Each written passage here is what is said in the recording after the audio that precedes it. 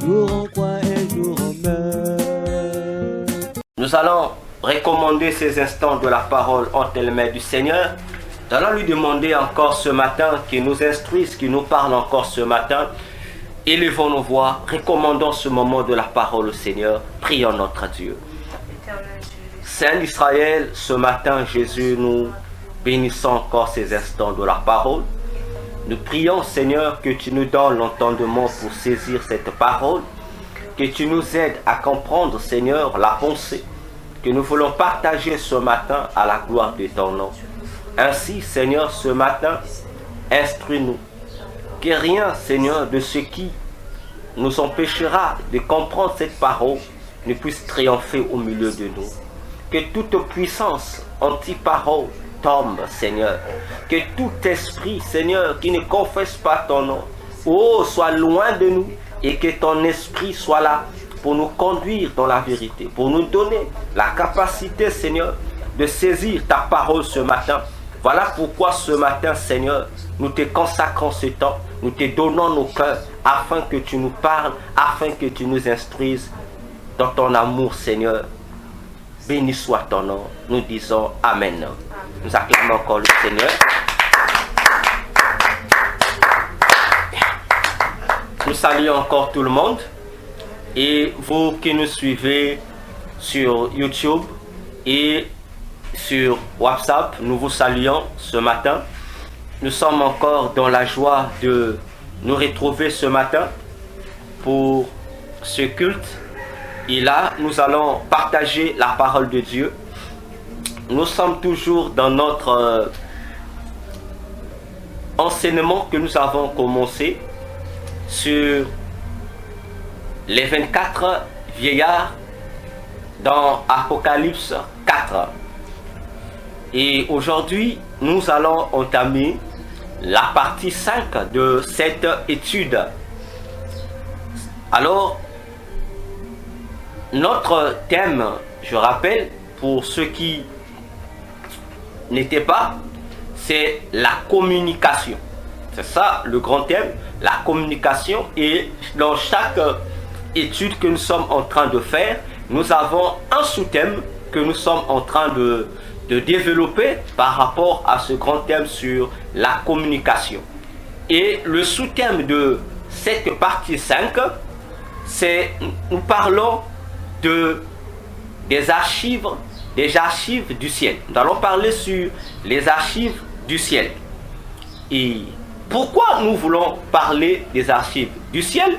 C'est simplement parce que dans la 4e partie, nous avons vu le sous-thème sur intercéder selon l'histoire que tu as avec Dieu. Et nous avons laissé un élément à l'intérieur pour parler sur les chroniques du roi. Nous avons expliqué que tous les rois, même jusqu'à aujourd'hui, ont des chroniques. Je ne parle pas des présidents, parce que dans les présidences, c'est rare qu'il y ait ces chroniques. Mais dans les royautés, les chroniques existent. Et c'est dans ces chroniques que nous trouvons la relation entre l'histoire du roi et l'histoire des individus avec le roi. Voilà pourquoi ceux qui peuvent suivre la première et la deuxième partie de la 4e partie, nous avons tout expliqué là-bas. Mais ce matin, nous entamons un nouveau point sur les archives du ciel. Voilà pourquoi nous allons lire notre premier verset. Nous allons lire ce premier verset dans Apocalypse 4, le verset 4. Puis nous allons prendre plutôt Luc 8, du verset 9 au verset 10. Alors nous allons lire dans Apocalypse 4, le verset 4. La Bible déclare que ceci. Apocalypse 4, 4, la Bible dit: et il y avait autour du trône 24 sièges. Et je vis sur les sièges 24 anciens assis, vêtus d'habillements blancs et ayant sur leur tête des couronnes d'or. Alors, avant de lire Luc, nous sommes en train de faire comprendre que l'objet de cette étude sur la communication, c'est l'ensemble des différentes leçons spirituelles que le Seigneur Jésus nous apprend concernant la vie des 24 vieillards. Et dans les études précédentes, nous avons expliqué en long et en large qui sont les 24 vieillards. Et nous avons dit, rien de ce qui existe au ciel n'existe au hasard. Tout ce qui existe au ciel existe pour un but. Tout ce qui existe au ciel est un message pour les humains. Voilà pourquoi nous avons bien dit que, tout comme les 24 vieillards sont des créatures célestes, c'est la même chose également pour eux. Ils sont des créatures divines qui existent, mais les 24 vieillards sont un ensemble de leçons de vie céleste que Dieu nous donne pour que nous qui sommes sur la terre, que nous puissions assimiler ces leçons afin de comprendre notre marche avec Christ. Car le long de cette étude, nous avons compris un bon nombre de leçons que les 24 vieillards nous communiquent. Alors, nous avons dit que les 24 vieillards font aussi partie des archivistes du ciel, c'est-à-dire ils sont les gardiens de l'histoire de Dieu et de celle des hommes, ainsi que de l'Église. De la même manière que dans chaque société, nous avons un département qu'on appelle les archives, qui sont gérés par les archivistes. De la même manière aussi, les 24 vieillards sont aussi des archivistes de Dieu au ciel. Ils gèrent l'histoire de Dieu vis-à-vis de lui-même et vis-à-vis du monde qu'il a créé. Donc, les 24 vieillards sont des conservateurs de l'histoire divine. Voyez-vous? Alors, nous parlons sur les archives du ciel, c'est-à-dire les documents historiques sur le plan spirituel qui sont stockés au ciel, disons dans les différents départements des archives du ciel. S'il faut que je dise, dans les bibliothèques du ciel, là sont stockés ces différents archives. Et chaque archive contient des informations sur la vie de chaque personne créée par Dieu, y compris même des anges déchus que nous appelons les démons. Donc, ces archives sont gérées aussi par les 24 vieillards.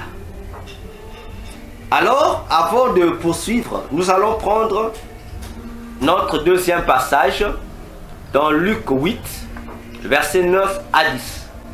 Nous allons voir un élément là-bas qui va nous introduire dans notre étude. Dans Luc 8, versets 9 à 10, c'est le Seigneur Jésus qui parle en réponse à une question posée par les 12 disciples, après qu'il ait eu à leur donner la parabole sur le semeur. La Bible dit ceci, Luc 8, versets 9 à 10. Et ses disciples l'interrogèrent pour savoir ce que signifiait cette parabole. Et il répondit, c'est-à-dire Jésus, il vous est donné de connaître les secrets du royaume de Dieu. Mais il n'en est parlé aux autres qu'en similitude, afin qu'en voyant, ils ne voient point, et qu'en entendant, ils ne comprennent point. Donc, ici, Jésus parle en parabole. Les disciples, ne comprenant pas la parabole, vont l'interroger pour lui demander l'explication. Et Jésus va répondre aux disciples pour leur dire que, d'abord, si vous remontez, les disciples, en posant la question, je crois que c'est Matthieu qui explique cet élément, les disciples ont dit à Jésus, explique-nous la parabole et pourquoi nous parles-tu en parabole? C'est là que Jésus va répondre pour leur dire que ceci, que c'est à vous qu'il a été donné le pouvoir, le privilège, l'honneur de découvrir les mystères ou les secrets du royaume de Dieu, mais pas aux autres. Les autres, ils vont écouter en parabole, ils ne vont pas comprendre et ils ne vont pas aussi voir. Donc, ce qui veut dire que nous, l'Église, nous les chrétiens, les réalités du ciel, ou autrement, les mystères ou les secrets du royaume des dieux, nous appartiennent. C'est à nous qu'il a été donné le pouvoir ou le privilège de le découvrir. Ce qui veut dire que tout celui qui est chrétien, au-delà de ce qu'il est, au-delà de ce qu'il fait dans sa vie, il doit être informé sur les choses qui se passent au ciel. Parce qu'aujourd'hui, nous remarquons que le ciel devient un mythe dans nos esprits, c'est-à-dire les gens vont prier, les gens vont à l'église, mais la notion du ciel devient juste comme une histoire dans nos pensées. Nous avons perdu la notion de la réalité du ciel, que le ciel, ce n'est pas quelque chose seulement qu'on parle, mais c'est quelque chose qui existe bel et bien. Et puisque le ciel est une chose qui existe, ça veut dire que le ciel est une réalité, c'est un monde, c'est un royaume, c'est un pays habité par Dieu et ses anges. C'est la notion qui est en train de se perdre, de se perdre dans nos esprits. La notion qui est en train de disparaître dans nos pensées. Voyez-vous? Si vous posez la question à la plupart des chrétiens qui vont prier, même des chrétiens fervents au programme de l'église, il faut leur poser la question sur le ciel. Ils vous diront seulement, le ciel, c'est le royaume de Dieu. Mais qu'en est-il véritablement de ce royaume? Parce que si le ciel était un royaume, ça veut dire que ce n'est pas un royaume imagé, c'est un royaume qui vit. C'est un royaume qui a des activités, c'est un royaume qui fonctionne. Ainsi, il est important que l'Église chrétienne comprenne ces choses. Car la non-compréhension de ces choses sur le ciel nous emmènera simplement à nous distraire.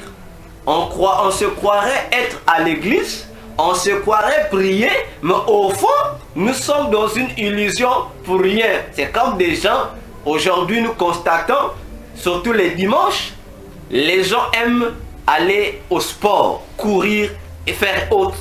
Mais si vous interrogez la plupart de ces coureurs, de ces sportifs, les raisons pour lesquelles ils s'impliquent pour faire le sport, vous verrez qu'il n'y a aucune raison sportive à l'intérieur. Parce que la plupart de ces sportifs, ils vont pour l'ambiance. D'autres, ils vont par enthousiasme. Et d'autres, ils vont par orgueil. Alors que courir ou faire le sport, ce n'est pas quelque chose d'enthousiasme. Ce n'est pas quelque chose qu'on doit faire par orgueil. Mais c'est un sport. Voyez-vous? C'est un sport, c'est un art qui est pratiqué avec des raisons précises. Mais aujourd'hui, vous verrez des gens qui vont courir des longues distances À la fin, on se retrouve dans des bistrots, on se retrouve dans des bars pour consommer. C'est un danger. Parce que sportivement parlant et sanitairement parlant, c'est un danger. C'est un danger. Voyez-vous? Donc, pour éviter de faire une vie chrétienne imagée, une vie chrétienne illusionniste, en un mot, une fausse vie chrétienne, nous devrions demander à Dieu de nous donner l'intelligence pour que nous comprenions, pour que nous puissions comprendre les réalités du ciel, les réalités du royaume des cieux. Car c'est au travers de ces réalités que chacun de nous pourra discipliner sa conduite. Chacun de nous pourra se mirer pour voir si la marche qu'il mène sur la terre, si la vie chrétienne qu'il est en train d'exercer est conforme à ce que le royaume des cieux veut ou attend de chaque chrétien ici sur la terre. Alors, nous parlons des archives du ciel. Vous savez, chaque pays a des administrations et chaque administration a des archives. L'objectif des archives, c'est quoi? C'est conserver une documentation par rapport à leur fonctionnement. C'est-à-dire, chaque administration crée un bloc ou une bibliothèque à l'intérieur desquelles ou de laquelle il stocke les informations liées aux activités qu'ils exercent ou qu'ils ont eu à exercer, soit journalièrement, soit semestriellement, soit mensuellement ou soit annuellement. Voyez-vous, c'est cette documentation qui est appelée archive. Pourquoi archive? Parce que cette documentation reste comme une preuve qui montre qu'il y a effectivement eu une activité. C'est-à-dire qu'il y a eu une transaction, qu'il y a eu une rencontre, qu'il y a eu un challenge entre l'administration et les administrés ou encore les entrepreneurs ou encore des sociétés. Voyons-nous? Ainsi, c'est la même réalité qui se passe sur le plan spirituel. Étant donné que sur le plan spirituel, nous avons deux royaumes. Nous avons le royaume de Jésus et nous avons le royaume de celui que nous appelons Satan, le diable. Alors, les deux royaumes ont également des administrations qui gèrent l'historique de leurs activités, premièrement, et deuxièmement, des différentes rencontres, alliances, relations qu'ils entretiennent avec les humains que vous et moi sommes ici sur la terre. Ce qui veut dire que le royaume de Dieu, tout comme le royaume de Satan, enregistre les rapports qu'ils entretiennent avec nous les hommes. Ils entretiennent ces rapports et ces rapports sont enregistrés. Nous allons le développer. Ces rapports sont enregistrés. Voyons-nous? Nous arriverons. Mais ici, nous voulons nous attarder sur les archives du ciel. Pour dire que chaque fois qu'une personne, un homme, une femme, une nation, un peuple rentre en relation quelconque avec Dieu, Jésus, la personne doit savoir que cette relation ou ce rapport ou l'activité qui a eu lieu entre elle et Jésus a été enregistrée au ciel et stockée dans les archives du ciel. L'objectif de ce stockage, c'est quoi? C'est créer des souvenirs. J'ai pas bien parlé.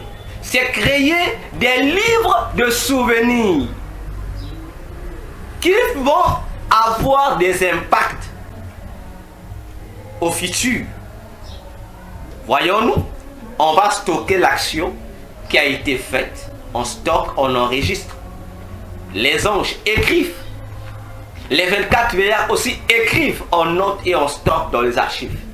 Donc c'est consigné qu'à tel jour, telle année, tel pays, tel événement a eu à poser telle action en faveur de Dieu. C'est noté comme pour servir de témoignage. Alors, nous allons prendre un autre passage de la Bible. Parlons des archives. Nous allons prendre Malachie 3, le verset 16. Malachie 3, le verset 16. Il y a quelque chose que Dieu déclare là.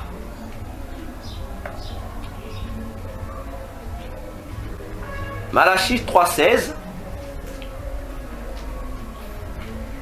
Dieu dit, alors, ceux qui craignent l'Éternel ont parlé l'un à l'autre, et l'Éternel y a été attentif. Et là oui, on a écrit un livre de mémoire devant lui pour ceux qui craignent l'Éternel et qui pensent à son nom. Je reprends la lecture.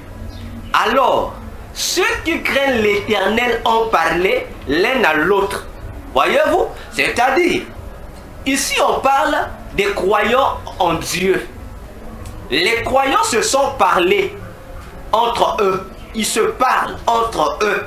Mais dans ce qu'ils se disent entre eux, on dit l'Éternel a été attentif à leur dialogue. L'Éternel a été attentif à leur causerie. Et l'Éternel a eu à les exaucer. Donc nous comprenons ici que le parler entre eux, l'un et l'autre, c'est un parler, ce n'est pas une simple causerie ou un simple bavardage, non, mais c'est une entente, c'est un consentement pour demander quelque chose à Dieu. Et cela nous renvoie à ce que Jésus a dit dans Matthieu 18, le verset 18 à 19. Il dit, si deux ou trois se sont assemblés, se sont accordés pour demander quelque chose en mon nom, il dit, je le ferai. Attention, et Malachie 3,16 ici nous renvoie à la même réalité qu'il y a eu ceux qui craignent Dieu. Les enfants de Dieu se sont réunis, se sont décidés, se sont accordés pour demander quelque chose à Dieu. On dit, Dieu a fait quoi? Dieu a prêté son oreille pour que son oreille soit attentive à ce qu'ils vont lui demander. Et non seulement qu'il a été attentif à leur demande, la Bible dit encore que Dieu a eu à les exaucer, c'est-à-dire la prière qui lui a été adressée a reçu son approbation auprès de Dieu. Regardez le merveilleux mystère qui va se produire.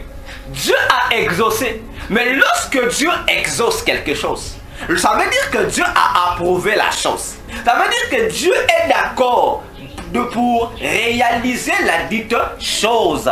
Et en conséquence, qu'est-ce que Dieu fait? Dieu ordonne que soit écrit un livre de mémoire. Attention! Donc, la demande qui a été faite, la prière qui a été formulée et adressée à Jésus a été acceptée et a été également notifiée dans un livre pour servir de mémoire, c'est-à-dire de souvenir. Attention, sur la terre, les ayants droit verront l'exaucement de leur prière. C'est vrai. Mais au ciel, attention, on va conserver la prière là au ciel et également son exaucement. Et on écrit tout un livre. On écrit un livre pour inscrire la demande et le jour de son exaucement. Donc on joint les deux, la demande et la réponse de la demande. Et tout cela devient un élément qu'on va notifier. C'est comme un notaire où il y a eu vente de parcelles. Le notaire doit notifier cette vente dans ses archives. Il doit garder ça et on le garde au ciel. C'est conservé, on garde cela au ciel parce que ça va servir à un objectif. Et l'objectif, ça sera quoi? Ça sera que lorsque une personne, le croyant ou le païen, par rapport au rapport qu'il a eu à avoir avec Dieu, que ce rapport soit négatif ou positif, ce qui a été notifié et gardé en mémoire va parler soit contre lui ou soit pour lui. Parce qu'on va seulement faire un rappel de ça. C'est comme ça se passe au niveau de l'État. Lorsque tu vas voir l'État, disons, on parle de l'administration de l'État, on notifie l'objectif pour lequel tu es venu consulter l'État. Que ça soit en bon ou que ça soit en mauvais, l'État gardera les archives.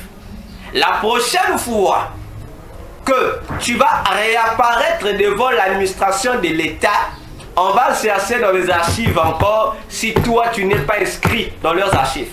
Et si tu es inscrit, ils vont vérifier si son positivité ou son négativité. Et le ciel également fait la même chose.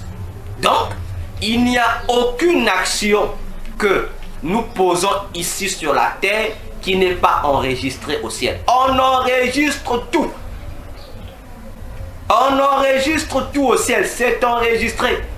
Nous parlons des services secrets dans nos pays qui enregistrent. Nous connaissons ce qu'ils font. Nous parlons de la destinée. Nous connaissons ce qu'ils font. Mais ça n'a pas commencé avec eux. Ça a commencé sur le plan spirituel. Et Dieu aussi a ses services secrets qui font cette affaire, qui enregistrent tout ce que tu fais. En bien comme en mal, tu es enregistré. Et le ciel te connaît.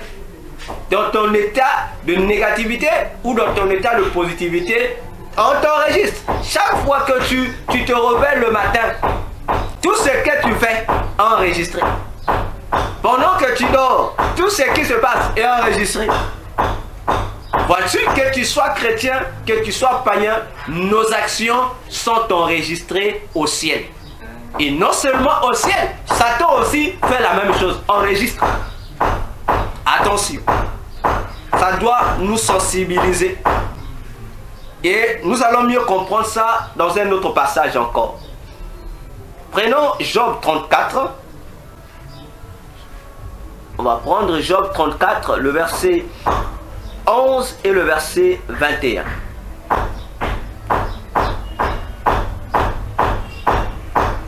Job 34,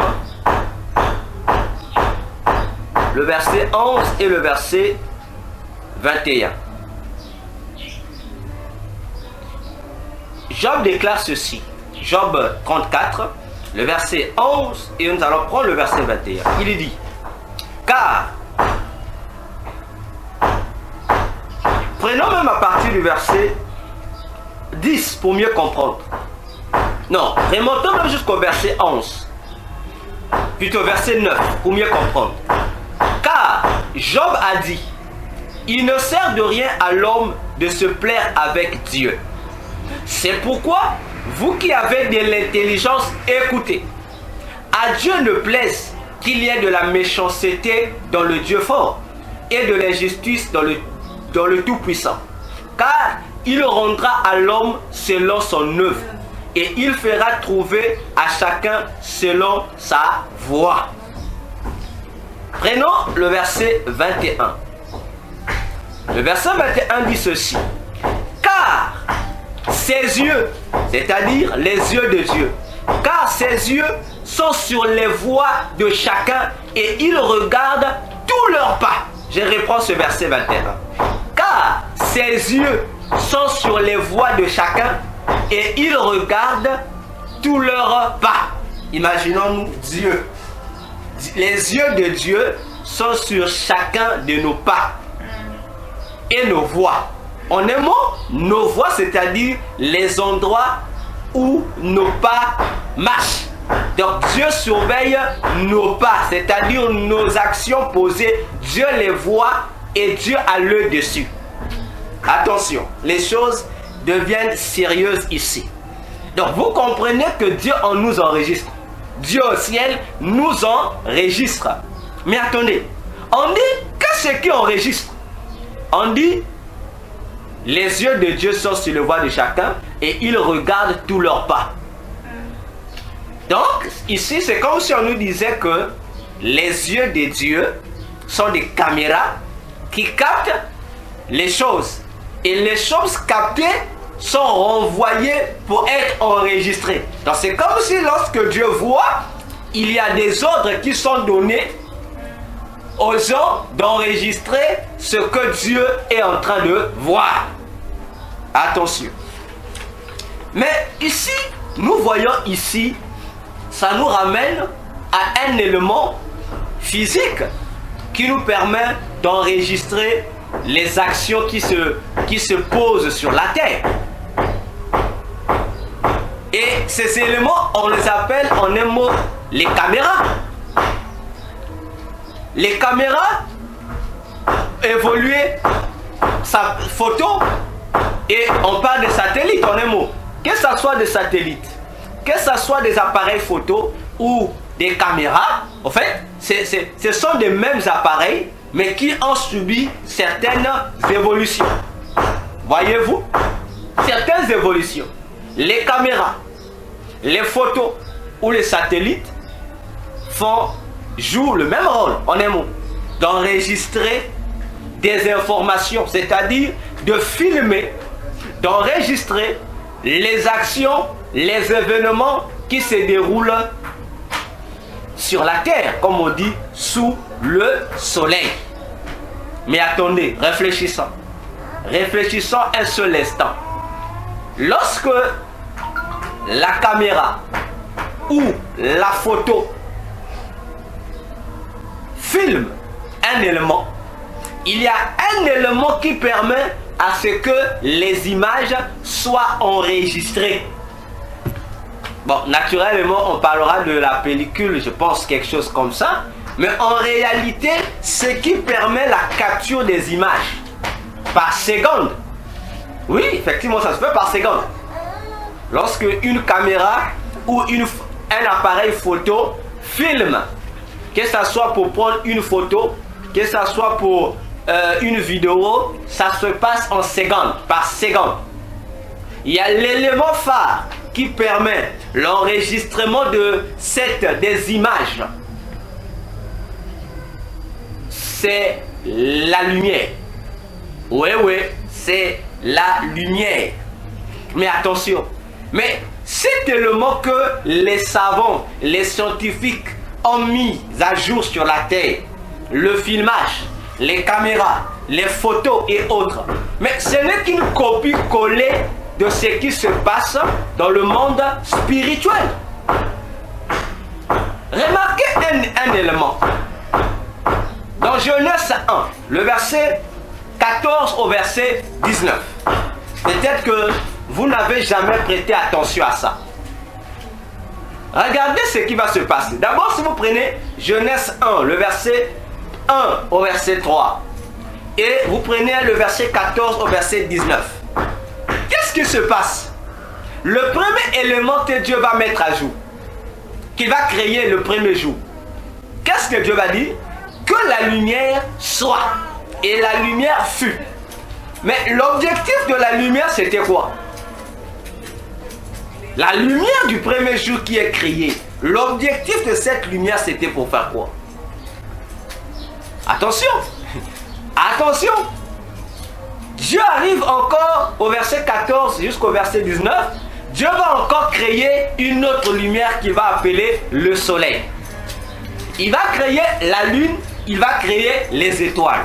Et Dieu va appeler la lune, le soleil, les étoiles par les luminaires. C'est-à-dire des lumières, des choses qui doivent éclairer. Autrement dit, des lumières. Donc nous avons une lumière du premier jour et d'autres lumières pour le quatrième jour. Mais lorsque Dieu ne définit pas la lumière du premier jour. Non. Dieu dit seulement que la lumière soit et la lumière fut. Et Dieu va se servir de la lumière du premier jour pour marquer la séparation. Mais la séparation sur quoi? Sur le temps. Il va séparer la nuit, le soir du jour, c'est-à-dire la nuit du matin. Donc la lumière qui vient là, vient marquer une séparation. Mais cette séparation-là montre déjà la gestion du temps. Vient gérer le temps. Vient nous permettre de connaître le déroulement du temps, le fonctionnement du temps. Attention.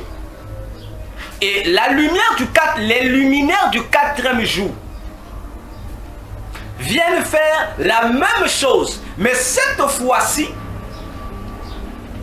viennent maintenant définir les fonctionnalités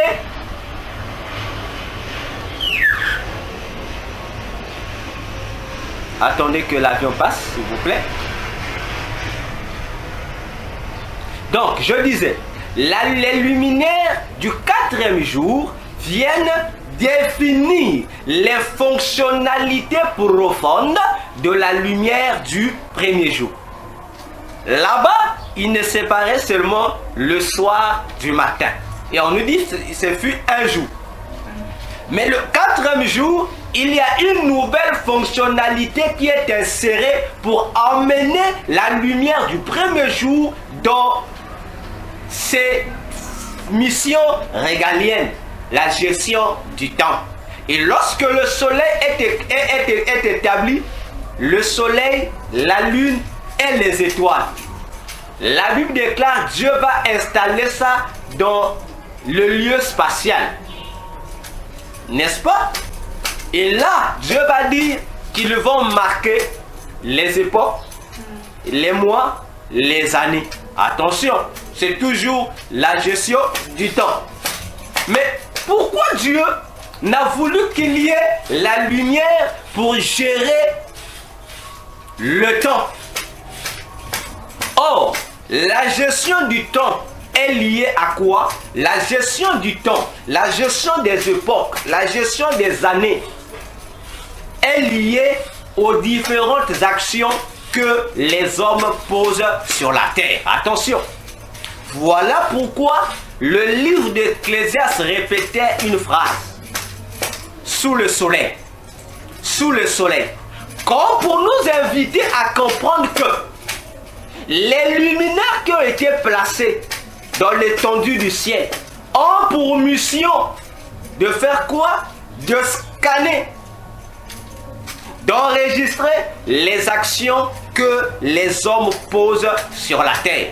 Autrement dit, lorsque dans le livre de la Genèse, le Seigneur Dieu a créé les luminaires, c'est également en même temps des caméras, des satellites que Dieu a placés là-bas qui doivent gérer, qui doivent filmer, qui doivent enregistrer toutes les actions que les humains vont poser sur la terre. La question maintenant est marquée. Où les scientifiques placent-ils les satellites? N'est-ce pas aux mêmes endroits? Pourquoi les satellites sont-ils placés dans l'espace? C'est également pour faire la même mission que les luminaires, que le soleil, la lune et les étoiles. Attention. Donc, Dieu enregistre.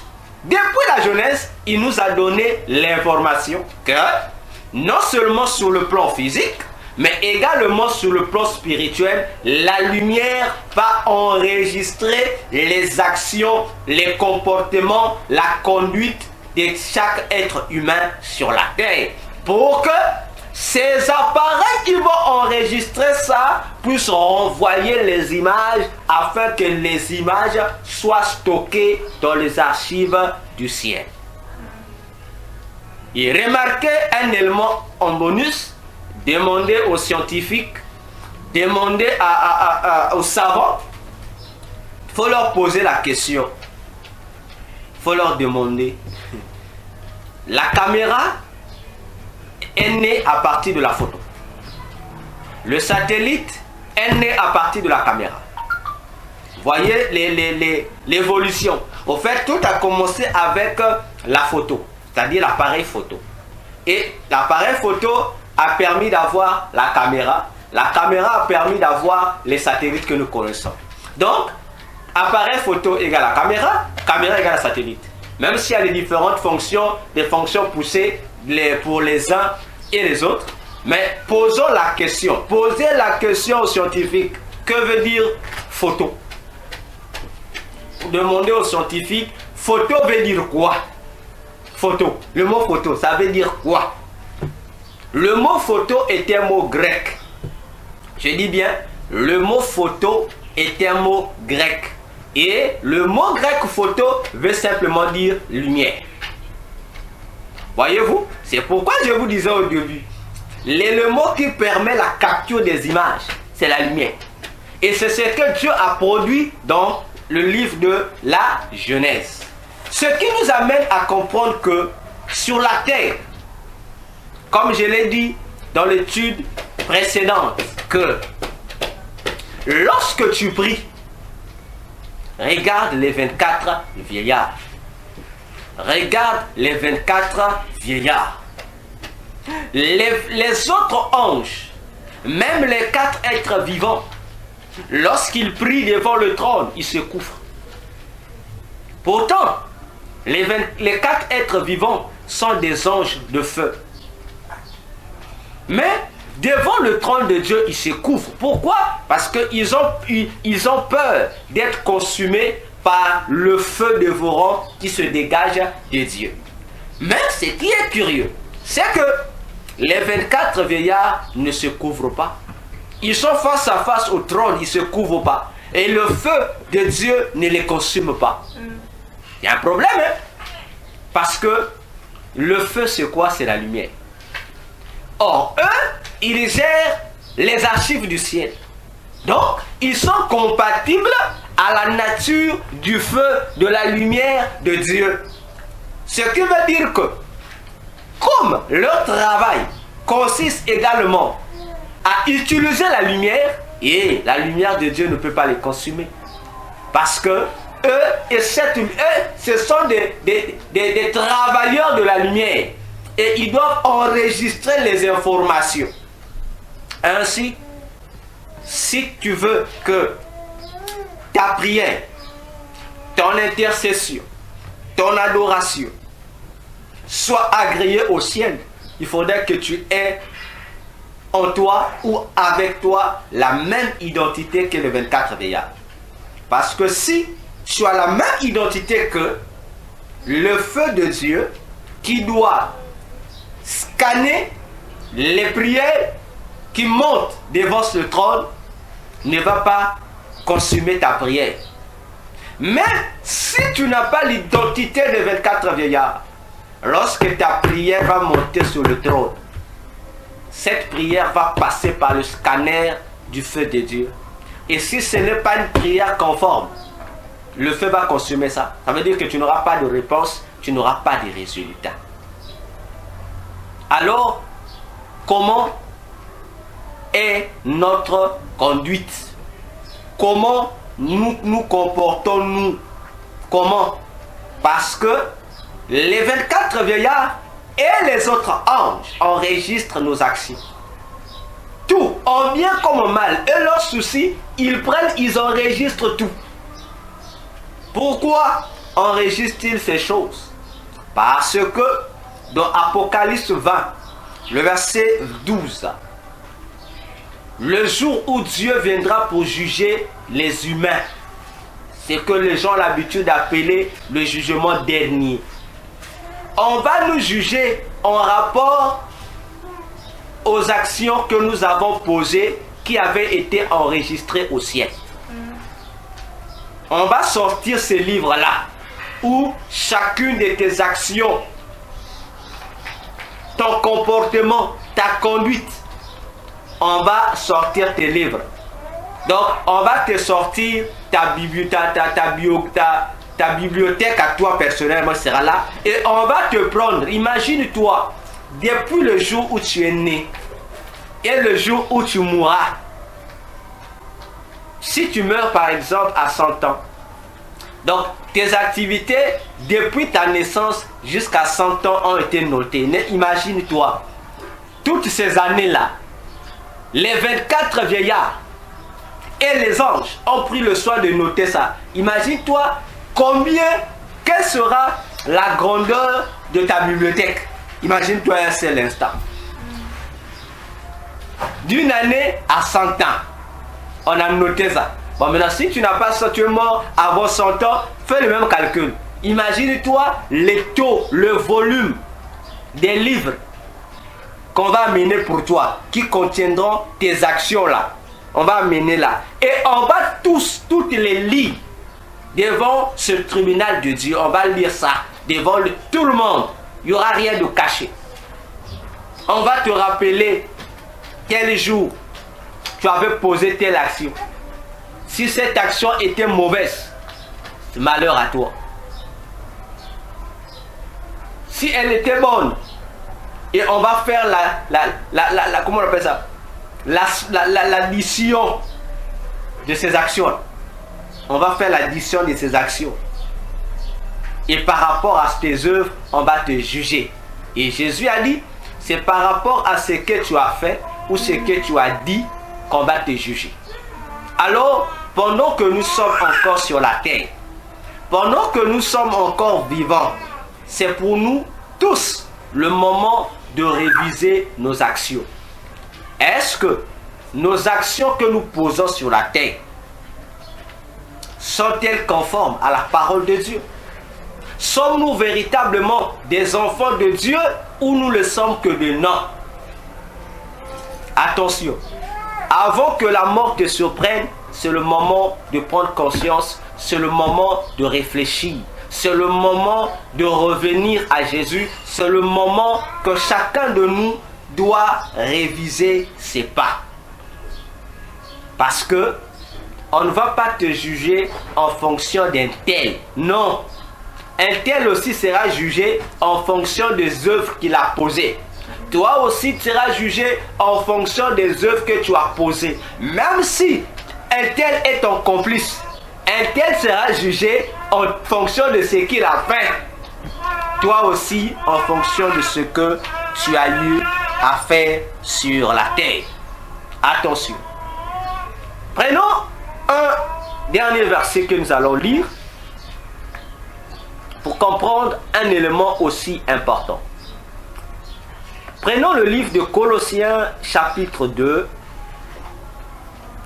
verset 13 au verset 15. Colossiens chapitre 2, verset 13 au verset 15. Il a dit ceci. L'apôtre Paul dit, « Et lorsque vous étiez morts dans vos offenses et dans les prépuces de votre chair, il vous a vivifié ensemble avec lui, c'est-à-dire Jésus, vous ayant gratuitement pardonné toutes vos offenses. » Verset 14. « En ayant effacé l'obligation qui était contre nous, attention, laquelle consistait en des ordonnances, et nous était contraire, et laquelle il a entièrement aboli, l'ayant attaché à la croix, ayant dépouillé les principautés et les puissances qu'il a produites en public, triomphant d'elles en la croix. » L'apôtre Paul explique un mystère important ici. En ce qui concerne les archives de Satan. Il dit que nous étions morts par nos offenses. Les offenses, ce sont les mauvaises actions, c'est-à-dire nos péchés. Voyez-vous, il dit, nos péchés nous ont tués. Et non seulement que nos péchés nous ont tués, mais il y a un élément qui a fait que nous soyons séparés de Dieu. On dit, il y a une obligation. Dans d'autres versions, on dit, il y avait un testament. C'est ça l'obligation. C'est pourquoi Paul dit, l'obligation consiste en des ordonnances. C'est-à-dire, il y a un ensemble de lois qui ont été écrites contre nous. Mais les lois sont écrites où? Dans des archives. Ce sont des lois qui ont été écrites. Et ces lois ont été écrites en fonction de nos mauvaises œuvres. En fonction des œuvres que tu as posées, qui ont honoré Satan. Satan de son côté aussi, avec ses anges déchus, ses démons, lui aussi il a pris note de ta conduite, de l'action du péché que tu as posé. Eux aussi ils ont noté dans leur acte, ils ont noté. Tout comme les anges de Dieu ont noté, eux aussi ils ont noté. Et en notant ainsi, ils font de ça une obligation contre toi. Parce que l'action posée, ils prennent cette action-là, ils montrent à Dieu que toi tu es un pécheur. Voyez-vous? Donc c'est comme la justice. Lorsque le tribunal a des preuves du crime que tu as commis, il n'y a rien à dire. Lorsqu'on présente à ton avocat tous les crimes, toutes les preuves, mais l'avocat reste bouche bée. L'avocat peut beau parler, mais devant les preuves, l'avocat tombe. Voyez-vous? Et on dit, ces actes-là, les registres de Satan, qui enregistrent tous nos péchés. Ce sont ces registres, au travers de ces différents registres, que Satan nous réclame, que Satan nous fait des réclamations. Lorsque vous entendez parler des réclamations et autres, mais ça se passe au travers des registres du diable. Satan a des registres, frères et sœurs. Le monde des ténèbres n'est pas désorganisé. Le monde des ténèbres, je l'ai dit au début, a aussi des archives. Ils ont aussi des administrations. Ils notent, frère. Ils notent chaque rapport que tu as avec le diable, ils notent. Lorsque tu pêches, c'est noté.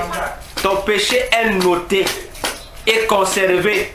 Et c'est au travers de ce péché noté et conservé que le monde des ténèbres, lorsqu'ils voient que toi tu veux t'échapper de leurs liens, tu veux échapper de leur prison, c'est là que le monde des ténèbres se met à mettre à jour ces registres pour te faire des différentes réclamations. Ils vont te réclamer, c'est-à-dire ils vont démontrer à Dieu que toi tu les appartiens. Voyez-vous? Parce que la Bible dit que tous ceux qui pêchent est du diable. Donc lorsque tu pêches, et ils écrivent que véritablement que tu appartiens à l'organisation de Satan.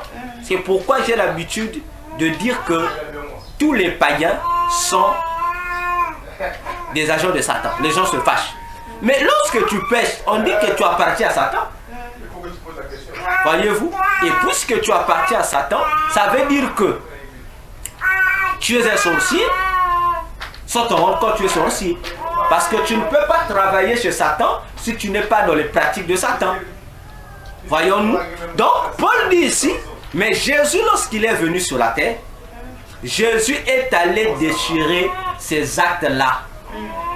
Donc, tout celui qui accepte Jésus dans sa vie en tant que Seigneur et Sauveur, Jésus va devant les archives de Satan, il récupère tes archives et il les déchire. Donc, il vient blanchir ton casier judiciaire qui est tenu par les démons. Il vient te blanchir. Comme ton casier judiciaire qui se retrouve entre les mains des puissances des démons est blanchi par le sang de Jésus, automatiquement, tu n'as plus rien à voir avec Satan. Tu appartiens désormais à Dieu. Parce que tu deviens la sémence de Jésus. Tu deviens enfant de Dieu. Voyons-nous? Alors, à nous de voir. Si tu es enfant de Dieu, si tu es chrétien, dis-moi, regarde aussi toi-même. À qui appartiens-tu? Ou quel est le bureau qui te plaît, où tu veux que tes archives soient enregistrées? Est-ce dans les bureaux de Satan ou dans les bureaux de Dieu?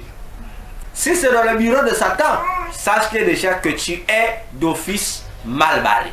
Parce que là-bas, tes archives sont enregistrées, bien-aimé, dans le Seigneur, c'est pas pour te plaire. C'est pour te nuire, c'est pour te déstabiliser, c'est pour te détruire. Mais, si ce sont dans le bureau de Dieu, là aussi, il y a deux cas. Si ce sont dans le bon compte, tu es heureux. Mais si c'est dans le mauvais compte que tes archives sont enregistrées, là aussi tu es mal barré. Tu es mal barré. Donc, à chacun de nous de revoir ses actions. À chacun de nous de revoir sa conduite.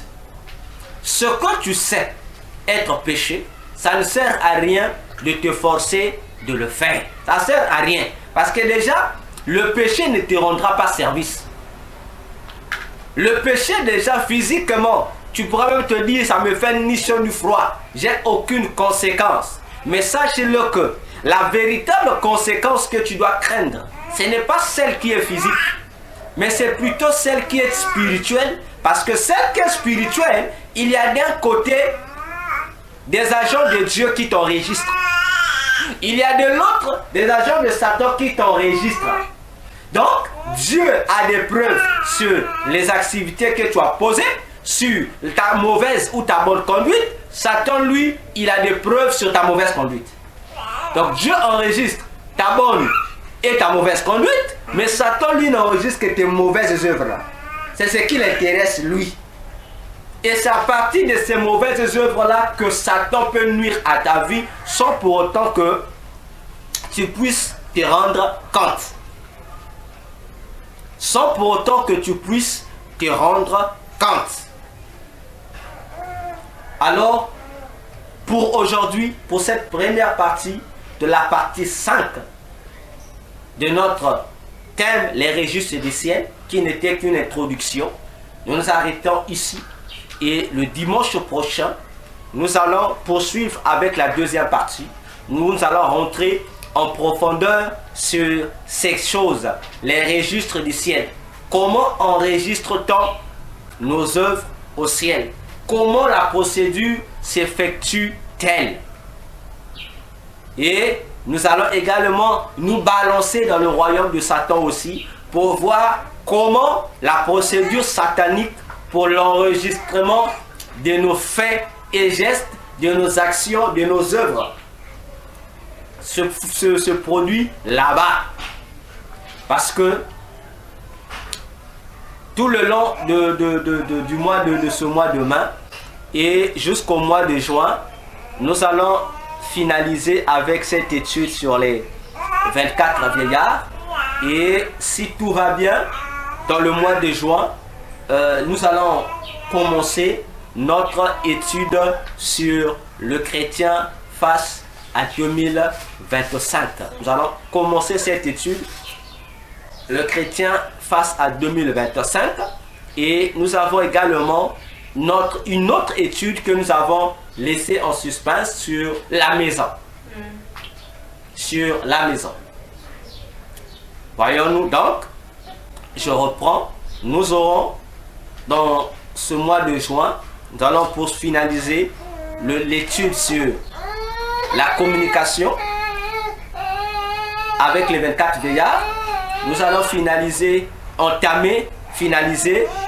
l'étude sur la maison et nous allons commencer l'étude sur le chrétien face à 2025 et ensuite nous allons commencer notre conférence avec l'intelligence artificielle dont je vous avais promis. Et en cinquièmement, nous allons continuer. Déjà ce soir, ce dimanche à la soirée, nous allons poursuivre avec notre conférence sur la destinée prophétique du Congo. Nous allons continuer cette soirée autour de 18h30, 19h. Nous allons poursuivre avec cette étude. Alors que le Seigneur Jésus nous bénisse et nous allons prier le Seigneur pour lui demander de nous donner la force de comprendre sa volonté dans nos vies. Qu'est-ce que lui, Jésus, veut que toi et moi nous fassions, surtout dans ces derniers temps qui nous restent à passer sur la terre. Alors, nous allons élever nos voix, nous allons prier le Seigneur notre Dieu. Prions le Seigneur Jésus.